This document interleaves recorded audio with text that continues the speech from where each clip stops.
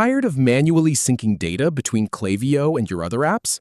In under 3 minutes, you'll have Zapier connected and your automations ready. We'll go through 6 simple steps: opening integrations, using Explore apps, selecting Zapier, installing, then choosing your preferred sign-in method.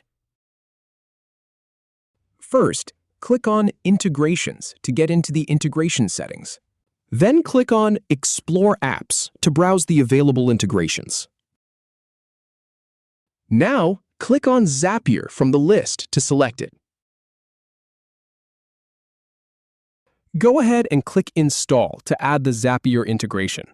You can start by clicking Start Free with Email to sign up, or click on Continue with Google to use your Google account. That's all there is to it. Happy automating! If you have any feedback or if any info is inaccurate, please leave a comment below. We'll do our best to answer or redo the video if needed. Thanks for watching.